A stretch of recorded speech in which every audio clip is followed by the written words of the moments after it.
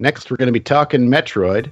It was nominated by @ColorJunkies, and that is color spelled the British way. Champion. I am so into that. Developed by Nintendo R&D 1, published by Nintendo for the Nintendo Entertainment System and for the Famicom Disk System.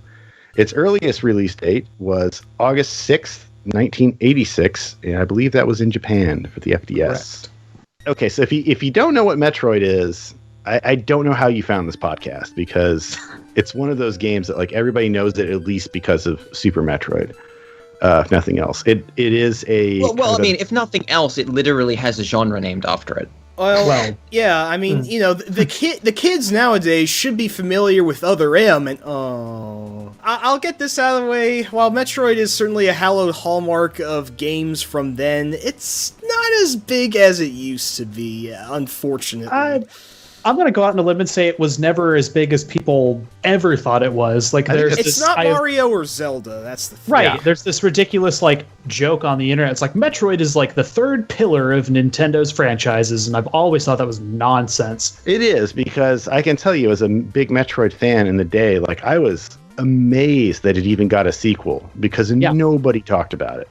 It was a game that I feel like Nintendo might have been. Well, I mean, they would have the sales figures, like rough sales figures, but I think they also got a lot of calls into the hint line for this one. Sure. It's in fact, I know they did, because one of the disgruntled former Nintendo helpline guys like wrote a series of blog posts about 5 or 6 years ago, where he was talking about just like spilling, the dirt about what that job was like, and he said like when you started that job, like you had to master. I think he said Zelda, Metroid, and Deadly Towers, because he said those are the games you're going to be getting all your questions about. Wow. Remember when this game came out, right? So 1986, it was one of the first games that a lot of, non-Super Mario Brothers games that a lot of people played, just because it was out and it involved a space person shooting things. Yeah, this was a time when Sierra's prominence on PC was growing exponentially, and while Metroid certainly is not an adventure game in the style of Sierra's graphic adventures, it was a console game that offered almost as much complexity as such games, but, in a different way, of course. Well, I mean, this is one of the earliest, and especially one of the earliest outside of, within the genre, that is not a straightforward game. This is one of the first platformers that you actually will probably need hints for, like, straight up. Yeah, it is. I mean, I would say Pitfall 2 probably beat it to the punch. I'd be surprised if the people who made this game hadn't played Pitfall 2. Not that they necessarily set out to make a Pitfall 2 kind of game, but I know they would have played it, because Nintendo was not stupid, and they played, games from, for Atari and stuff like that. And sure. Even if you hate it, it's an original kind of game. There's nothing that could prepare you for this game. Even if you played Pitfall 2, it's leaps and bounds. It's just a totally different country. Playing this game at the time, as a kid who had this is like pre-Nintendo Power, I think. I think that like the only way, there was the official players Metroid, guide. I think that was the one thing you could... Metroid was covered in that. I think it even had a almost full map of the game, too. That would be one of the early episodes, presumably. Oh, man. What the hell they call them? It was pre-Nintendo Power. It was post-Nintendo Fun Club. It was the official Nintendo Entertainment System Player's Guide. Oh my god! It was like a black, it was like a black magazine type thing. It's even a complete map. I'll be damned. Oh, wow. To give you an idea of how weird this and disorienting this game was at the time, this is one of the few, not launch era, but close to launch era NES games that was still getting little blurbs in Nintendo Power well into the 90s, because people were still asking questions about it. So like the Counselor's Corner and stuff, little sections of that magazine, like well into the 90s, were still talking about Metroid, because they were tired of getting calls about this game. And it's the thing about the game is it's a non-linear platformer. Can we all agree that it's kind of brilliant the way the game at least starts out with it's got the morph ball is what we call it now. At the time, the manual called it the Marumari, because I guess the English translator guy was sick that day. And No, definitely the intro of the game is brilliant because it just says, okay, here's a platformer. Wait, no, rules are completely different. Forget everything you learned. Try again. If for no other thing, like I think it is the smartest and absolute like easiest takeaway from this game was like, and it's maybe the most like Gunpei Yokoi thing that happens throughout is this immediate like mess with your expectations in this really obvious way. Right. Like it's not like it was some like incredible leap of technology to force you to go left, but that is like very in line with his thinking was like, I'm gonna take this like pre-existing idea and abstract it just adjacent. I feel like a lot of modern players would almost certainly go left in this game automatically because they're like, wait a second, I think I can go left because I don't want to progress yet. I want to check if there's anything behind me. Yeah, so that's I think the influence this game had. It's not necessarily because everybody played this game. It's because everybody's played games that were inspired in part by this game. That's a great point. I mean, before not to dump all over the Gunpei Yokoi reference, but he probably didn't have as much to do with the game as he did picking the guy who created. I can't remember that guy's name. He's still at Nintendo because nobody ever leaves these companies in Japan. I don't doubt that you're right either. I think but what he did was he hired not hired, but promoted an artist, a staff artist to the game design thing because he said if you could draw a picture. If you can draw a game, you can design a game, is what he said. And he's probably pretty hands off. Although I do think that he kind of probably gave them some idea of what they should be doing with it because it was supposed to be a showcase for the Famicom disk system, which would allow saving. I will say, if in terms of if you can draw a game, you can design a game. That would actually really explain a lot about Metroid's layout because honestly, its layout's not great. It's like in a modern context, it is confusing. It is confusing. The hints are there. So everybody probably who's listening to this has played or knows enough about Super Metroid. You've probably seen like 20 Super Metroid speedruns alone. So I don't want to spend too much time talking about the mechanics of this, although I do want to talk about how it's different than Super Metroid and what came after it. And that's a big one. So Super Metroid basically functions the same. It's almost like the same game in a lot of ways. It has more items and stuff to collect. The super part of the Super Nintendo almost certainly was they basically redid Mario Brothers, they redid Zelda, and they redid Metroid. That's pretty much exactly what they did. Yeah, got a second crack at it. Yeah. Super Metroid may have benefited the most out of all of those series, if only for the map that they included in the game. It's got an auto map type feature, which is a big deal. But let's talk about, so imagine playing Super Metroid without a map. And on top of that, imagine playing Super Metroid without every room in Super Metroid is a little bit different and sometimes a lot different from the other rooms in the game.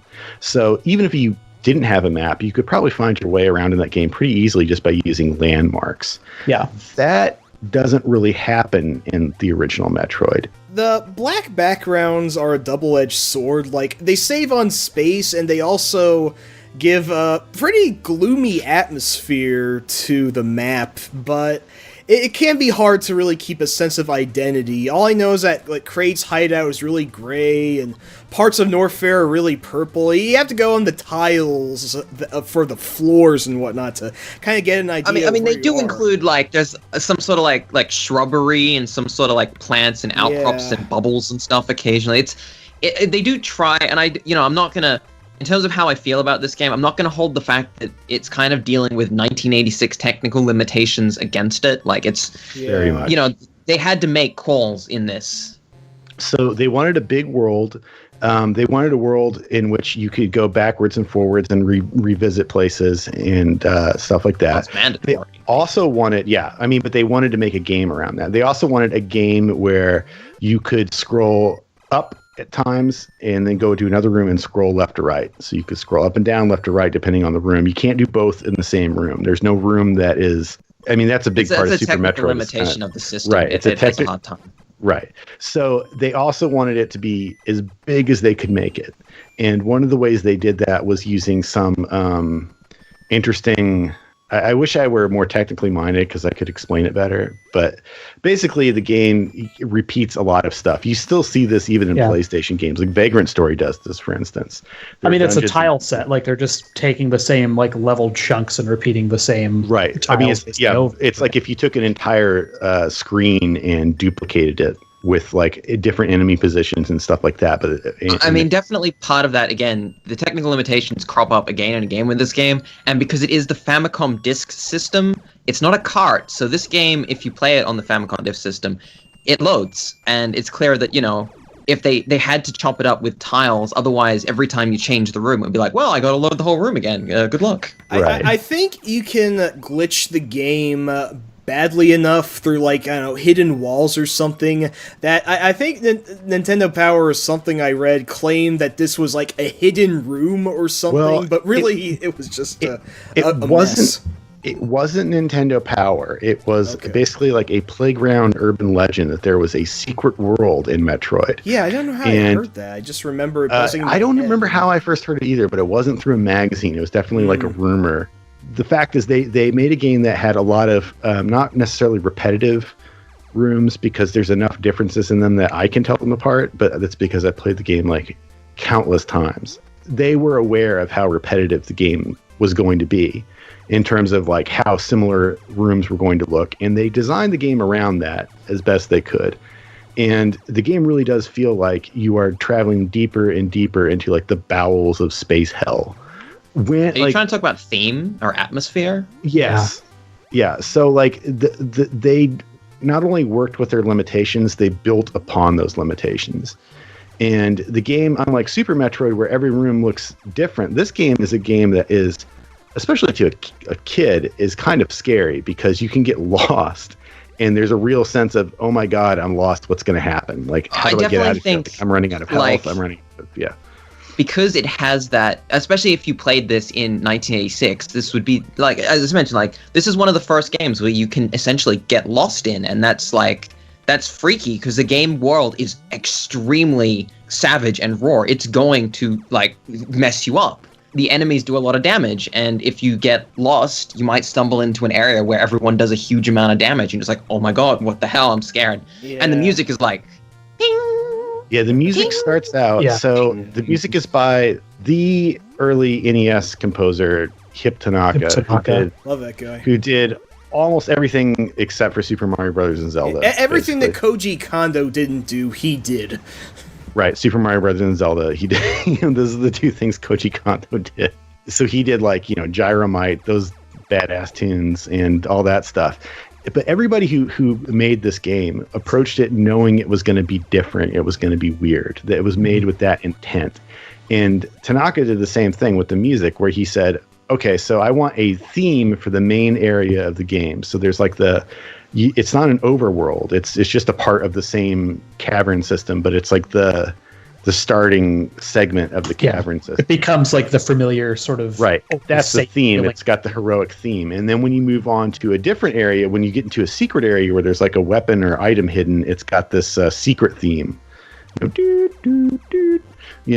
that is, which has almost very little tune. It's a very short tune, and it isolate, like, there's always footstep sounds in the game, by the way, which is kind of weird. It's like the first game I know of that has real-ish I know it's not the first, but it's the first game I ever played that had realistic sounding footsteps, as in like hitting the NES noise channel instead of doing like the Donkey Kong, like that kind of thing, squeaky sneaker sound. And so when you went through it, when the music dropped out a little bit, you would hear like the footsteps. And it was like isolating the player. And then when you got in deeper into the caverns, the music would get really dirge-like. Yeah, the music. It's the Kraid theme is the one that always sticks in my head. Yeah, the Kraid one is rhythmically, hauntingly creepy, yet very catchy somehow. In contrast, the hideout music for Ridley is just like hell. It's a nightmare. It's very hostile sounding. But yeah, I don't know what you call that for the music. Not diegetic, something like that. No, definitely not. It's more like that word. it's just atmospheric and evocative music, and it gets the deeper you get into the game, the less musical it sounds. So when you get to when you go to the underground, the first elevator you usually take, I think you have to take in the game because you have to get the high jump boots. And the game, more so than Super Metroid, by the way, it makes you go all over the place. Right. Like you're not just going into Super Metroid is broken down like world by world within the overall world, right? Where it doesn't really require you to go back to a previous area that you've already been to, or go ahead to an area that you feel like you're not supposed to be into to get something that you need.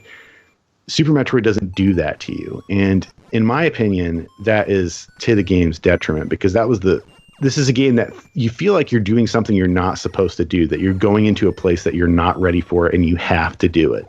Yeah. It's like a lot more intimidating. I think it's a lot more to the spirit of what I'm one of those weirdos that is way less fond of Super Metroid than I am of Metroid, and I can sympathize with people who have a hard time going back to the original, and I would kind of encourage people to check out Zero Mission as a nice what would you call it? Kind of a side grade. Yeah. Because if it adds a map, which I think is really a nice touch, and it gives you these SNES style sprites and all that. So if you're really keen about that, let's have it too. And once you've beaten it, you can actually go back and play the original Metroid. It also has a hard mode, I believe, which makes the game about as hard as the original Metroid is. And that's my main complaint about Super Metroid, is it's just a little bit. Actually, it's way too easy. It's too easy and it's too damn short. Whereas like Metroid, part of the reason it got so damn long is you feel kind of lost occasionally. I think it occasionally. So there's just something to that. Like it really, Metroid is on the list of games. Like I wish I could have gone back in time and experienced this thing when it came out, because I think some of the issues I have with Metroid would not be so glaring if I had grown up in that. Just like sitting down with a graph paper and mapping out Metroid by myself. Yeah. Now sounds totally insane. But 30 years ago, I could totally see myself doing it. I mean, God, don't remind me. I mean, one hard part about mapping to because I did try and map Metroid a little bit while I was playing, because I haven't played it much before. Because it's not kind of definably broken up into chunks, it's actually quite tricky to map, because you're not actually sure how big an area is, and you kind of can. If you look at the whole map, you'll notice that you'll actually probably accidentally draw over your map, and it'll become a huge mess. Yes. Yeah. Which is annoying. So, I mean, it's kind of like mapping Zork in a lot of ways. If you've ever tried to map a text adventure, you're like, well, this doesn't make physical sense, but I know that you have to just draw connections in a way between place to place, and then you develop. It's a nodal map, basically. You're just drawing a network. But the thing is, the game really requires, like the if you want to call it this, the workflow for the game is you get the Marumari, which allows you to shrink. As everybody who's listening to this knows what this does, but rather than ducking, you shrink it to a ball and can go like through tight corridors and stuff like that way, which first of all is insane. That doesn't make any sense. And who thought of this? Well, it's one of my favorite features that this game actually brings to the table is the morph ball, because like a lot of the other elements in the game are like, yeah, you can find those in other platformers, easy peasy. Right. But the morph ball is like everything in the game. Yeah, so every weapon in the game is essential, unlike later Metroid games. And it's not like just there's one or two obstacles that you need this item to get around. Like you have to figure out how to do it. So you do that, then you have to go to another part of the place, fumble around until you find the missiles, and then you can get the bombs. And once you get the bombs, the game does a pretty good job of hinting at what you should be doing with them, because when you first get them, you're thinking this is a weapon that I can use when I'm in the ball, and then it forces you to go through some narrow passages with an enemy that moves in kind of a sine wave pattern, and so your instinct is, I'm going to go into a ball and try to bomb this sucker. And what you'll end up doing is bombing through the floor, and then you'll find the ice beam. I didn't do that at all. I've never done that. I just run around like, I got no idea. This game, because I think those destroyable floor is not super obvious, because there is obvious destroyable floor. The crade hole is really obvious because there's like destructible bits. Right. I don't think that one is kind of telegraphed as much. It's like just kind of. It's all there, and if you were forced to scrutinize the game because it's the only game you had. Yeah. I mean, that's the thing. I mean, this is, as I try to iterate, this is a 1986 game. If you played this then, You didn't, because like a lot of stuff that I'm going to approach this game, and anyone who's kind of coming from a modern perspective, they're going to come in and they're going to be like, I'm going to take all the baggage that I've developed over 30 years of games, and then this game's going to be like, well, throw it all out, because I don't do that. And it's like, oh. I should clarify that I've actually grew up playing both the original and Super Metroid, and I actually did like them both a good deal. But, I can't really explain why I did like the original Metroid. I think it really was more for the mood and atmosphere than how it played. I mean, it is a different ballpark from Super. This is a schoolyard game. This is a game where some little asshole Timmy says, hey, did you know you can bomb through the floor? And you're like, what? Yeah. And then everyone knows. That's the spirit of the original Game Club 1990X before it got horribly side railed by games that were impossible to beat. But you know, like that is definitely something that kind of was something that happened. You know, I think like Zelda had the same deal with bombable walls and stuff. You know, like this was something that it would spread amongst people that talked and played games at the time, and they would be like, oh yeah, did you know this? It's like, oh, okay, that's how you solve that. In addition to the nonlinear stuff, which the game does deserve some credit for that, I think it deserves even more credit in a way for the inventiveness of the weapons and items. Definitely when a lot of other games would be like, oh, you want to progress? Have a key. And this game's like, well, you want to progress? You need to get a gun that freezes enemies so you can jump on enemies and then turn it into a ball and roll through the floor. If you want it, you got to get the freeze beam first, and you got to figure out, oh, you can touch these things, you can stand on them. And it's got the screw attack, which is probably the most useful weapon in the game because it allows you to move through rooms without getting totally stomped by everything. The concept of like multi-purpose weaponry, it almost would have begun for platformers here because I don't think that many others felt like doing that for the most part. It's end game with when you go to fight the Mother Brain, which is the creepiest boss and boss layer in the NES library, in my opinion. It's that at that point the music just degenerates into nothing but like bubbling and gurgling. It's not, and like a low bass tone that just moves up and down. It's not even music at that point. It is like you have reached the devil itself. It should also be said about this game specifically compared to Super Metroid, and I think every other sequel it's had, part of the reason you're so goddamn scared most of the time is the consequences for dying in this game are particularly friggin' harsh because they don't even start you with full health. No, I mean it's that.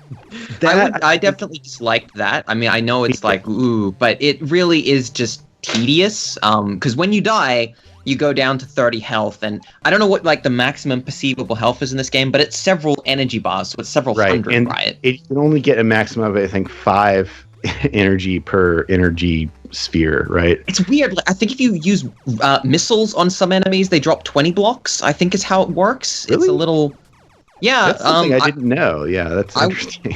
I was picking up. Maybe it's just the FDS version. The FDS version.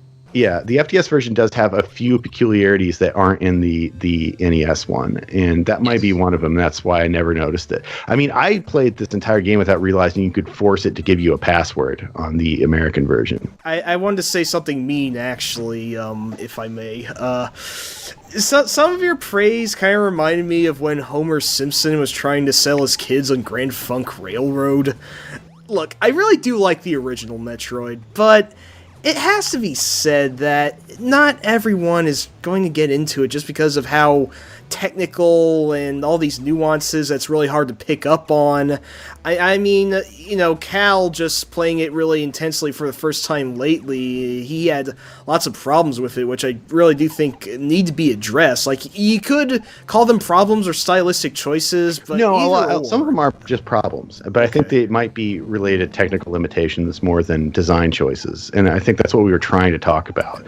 But yeah, it's a huge problem to start out with 30 energy out of like, you know, several hundred that you'll need. Like, because the only way to get, you kind of need energy, so you have to grind energy off enemies, which is kind of like, that's a design choice. I think that part is where they've got the enemies that come out of the tubes and you have to destroy them, and then you collect the energy. That's clearly, I think, more of a stopgap. Like, they're like, all right, well, if we're going to give the player no energy, we have to be able to give them energy, so let's do this weird, like, pipe enemy thing. Let's have them balloon fight for a little while, basically. Right. Yeah, I hate it too. But I am willing to segue into ranking this game. So I'm going to start it out. I would put it.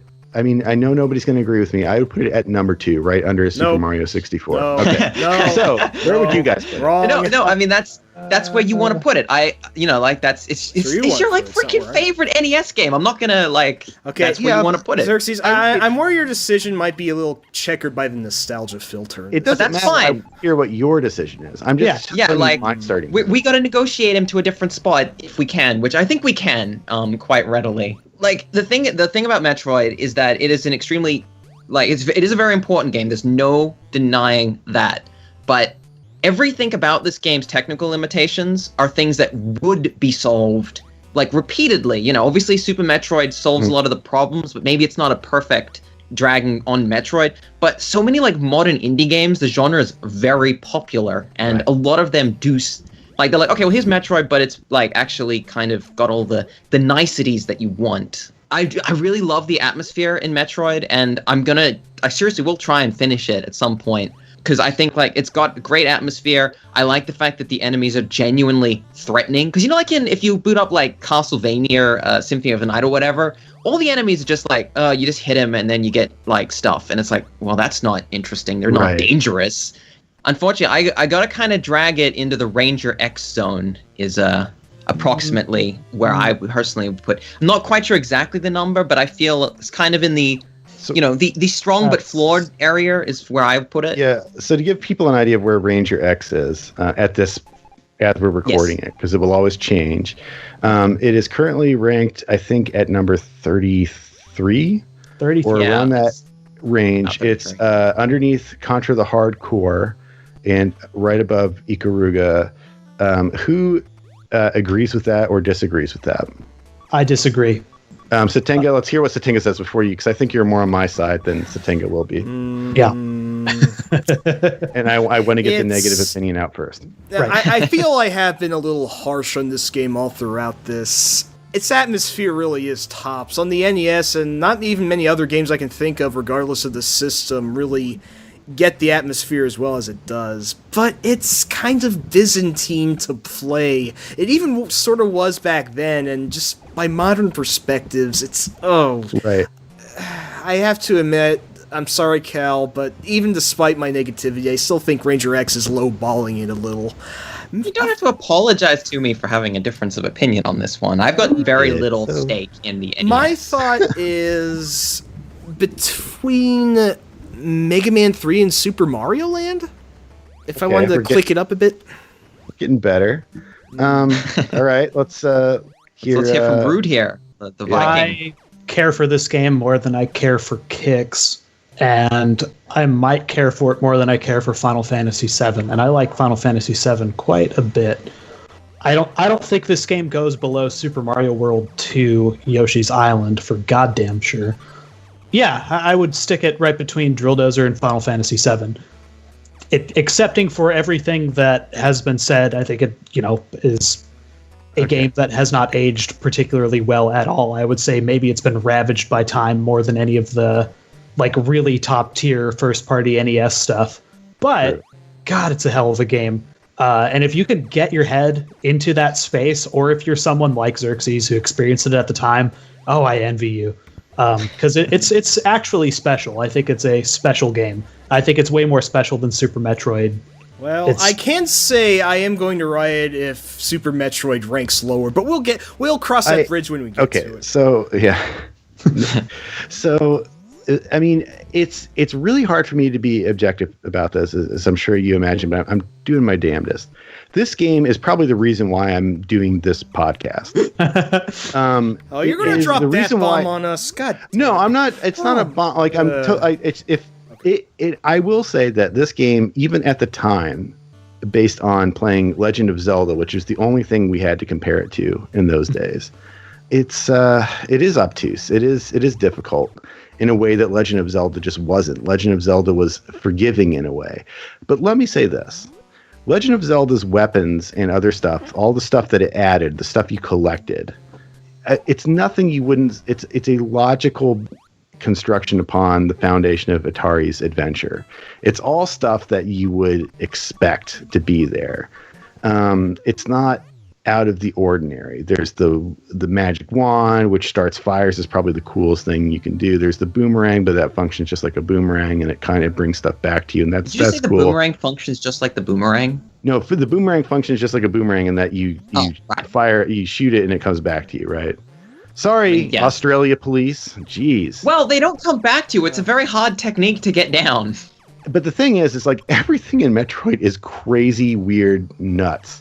Mm-hmm. The weapons all do stuff that is not obvious, and Metroid is definitely a forward-thinking game in terms of what it ends up doing, but it does cripple itself by, and I'd almost say, like, even if we say technical limitations, it's when it comes in and says, well, here's an overwhelmingly strong punishment for trying to play the game. It's like, oh, okay, that's kind of crap. Like, Xerxes, I am really sorry, but we've got to put a stamp on this. Here, my final offer is between Faster Than Light and Where the World's Carmen Sandiego.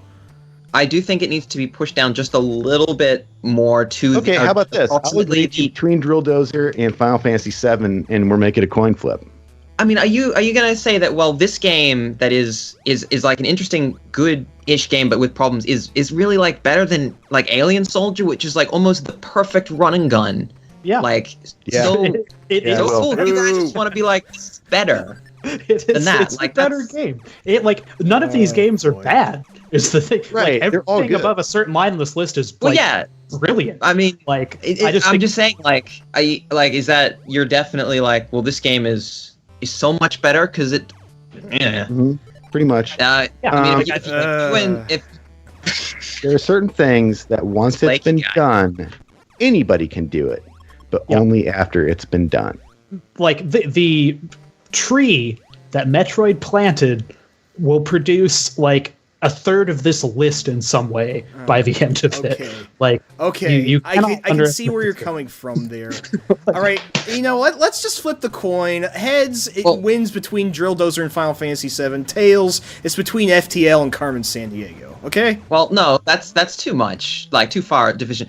The difference between But Metroid and Final Fantasy VII, if we're up at that level, I would definitely say that Metroid is a superior title to Final Fantasy VII because Final Fantasy VII doesn't bring anything new. It just adds graphics. It is almost the Super Metroid of the RPGs in a way, in the JRPG sense. I would consent that one fine, like it's above Final Fantasy VII on a specific level. I just want to say that it's getting pushed very high, and it's an important game, but I don't know how many people are going to actually enjoy this game if they play it. Yeah. Okay, it has great... There's a game for them, and it's called Metroid Zero Mission, and they can get a rough, modern approximation of most of the feelings that you've got when you played this game originally. And to cover the rest of that ground, I'd recommend everyone go to the YouTube channel Luminist. That's Luminast. This is an artist who's been doing some analog synth remakes of tracks off of the Metroid soundtrack, and just pop those on. And there's some game footage that's playing as those are playing, and you'll feel something. There's something special to this game that I think easily earns it place this high on the list. Let's flip a coin. If me and Jeff win, then there's no discussion. It's over. If you guys win, then you guys have to work it out where it goes. Oh. Okay, that sounds fair, actually. Let's do it. Yeah. I'll flip it because I'm not caring. The closest Go thing ahead. to impartial. Okay. It's heads. Okay. Yay! Well, the fates have spoken. I'm not going to argue anymore. Let's just end this, for God's sake. Relax, man. It's Metroid. It deserves everything that it deserves. It does. I don't want to be disrespectful. I just get stressed out when we really pontificate like this. Could also play Axiom Verge. It's another good option. Love that game. Yes. Yeah. Everyone check that one. I floated that I wasn't enjoying like Metroid on Twitter, and I was told basically like play Axiom Verge. Like that's what I was told. It's So a suggestion, yeah. shout out to Axiom Verge because it must be pretty good. I'll just punch one more time. Metroid Zero Mission is absolutely worth checking out, and I think it's also the last R&D 1 game ever.